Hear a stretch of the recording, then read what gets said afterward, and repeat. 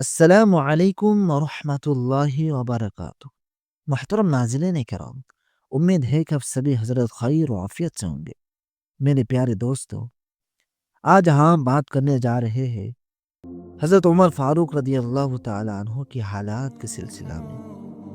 حضرت عمر فاروق رضی اللہ تعالی عنہ بسا اوقات ایک ڈنکا ہاتھ میں لیتے اور فرماتے کاش میں ڈنکا ہوتا، کبھی فرماتے کاش مجھے میرے ماں نے جنا ہی نہ ہوتا۔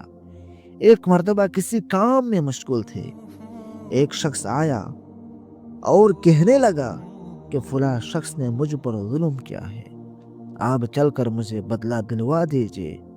آپ رضی اللہ تعالی عنہ نے اسے ایک درہ مار دیا کہ جب میں اس کام کے لیے بیٹھتا ہوں اس وقت تو آتے نہیں، جب میں دوسرے کاموں میں مشغول ہو جاتا ہوں تو آ کر کہتا ہے کہ بدلہ دلاؤ۔ وہ شخص چلا گیا۔ آپ نے آدمی بھیج کر اس کو بلوایا اور درہ اس کو دے کر فرمایا کہ بدلہ لے لو۔ اس نے عرض کیا کہ میں نے اللہ کے واسطے معاف کیا۔ گھر تشریف لائے، 2 رکعت نماز پڑھی۔ اس کے بعد اپنے آپ کو خطاب کر کے فرمایا، اے عمر، تو کمینہ تھا، اللہ نے تجھ کو اونچا کیا تو گمراہ تھا، اللہ نے تجھ کو ہدایت کی تو ذلیل تھا، اللہ نے تجھے عزت دی پھر لوگوں کا بادشاہ بنایا۔ اب ایک شخص آ کر کہتا ہے کہ مجھے ظلم کا بدلہ دلوا دے تو اس کو مارتا ہے، کل کو قیامت کے دن اپنے رب کو کیا جواب دے گا؟ بڑی دیر تک اسی طرح اپنے آپ کو ملامت کرتے رہے۔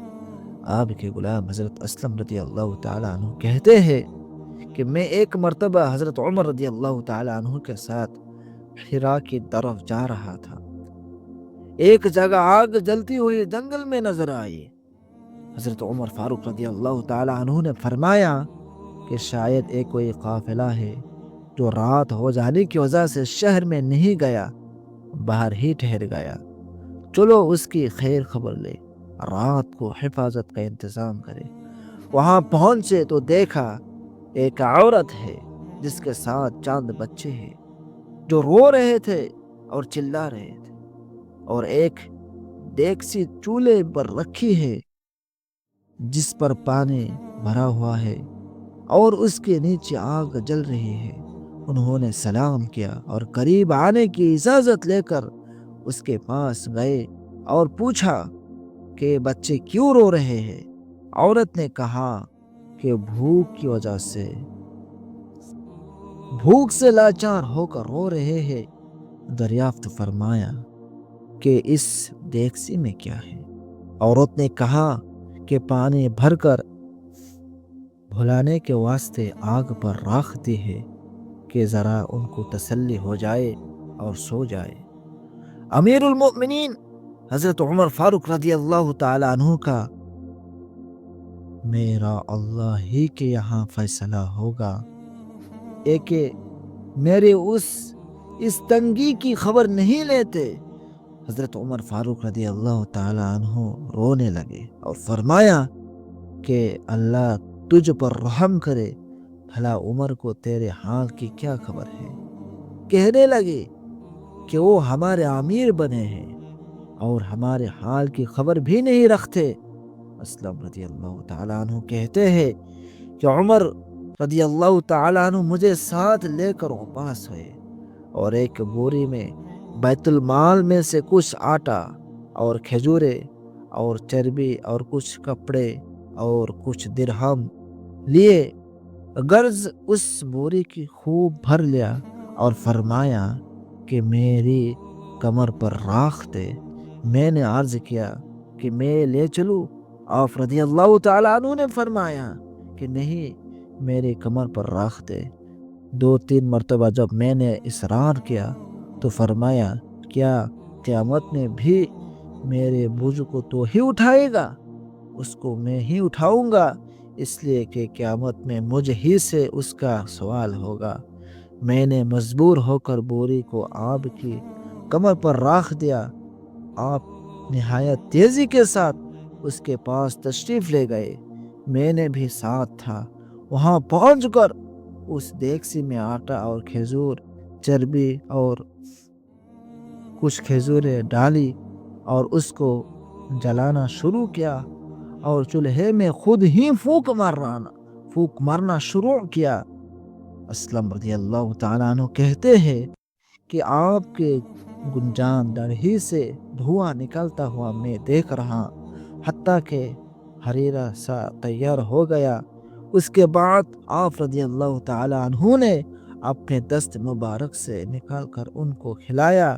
وہ سیر ہو کر خوب ہنسی کھیل میں مشغول ہو گئے، اور جو بچا تھا وہ دوسرے وقت کے واسطے ان کے حوالے کر دیا۔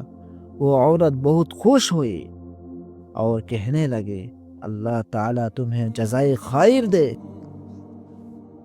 تم تھے اس کے مستحق کے بجائے حضرت عمر فاروق رضی اللہ تعالیٰ عنہ کے تم ہی خلیفہ بنائے جاتے۔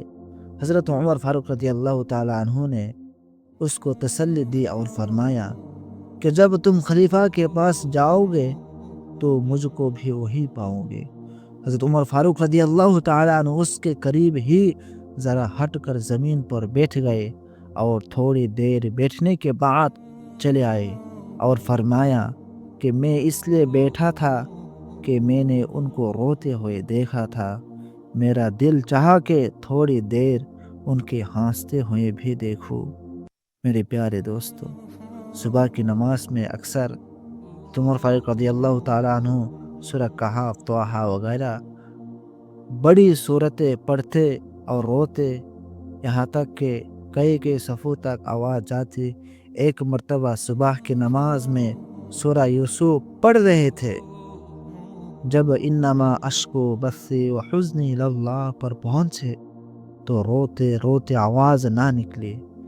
تہجد کی نماز میں بعض مرتبہ روتے روتے گر جاتے اور بیمار ہو جاتے۔ میرے پیارے دوستو، یہ ہے اللہ کا خوف، اس شخص کا جس کے نام سے بڑے بڑے نامور بادشاہ ڈرتے تھے، کانپتے تھے۔ آج بھی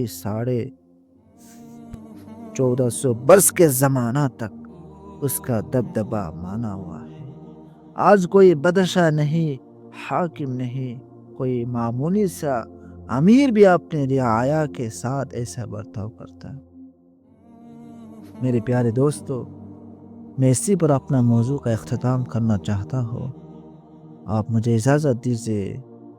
وآخر دعوانا ان الحمد للہ رب العالمین۔ السلام علیکم ورحمۃ اللہ۔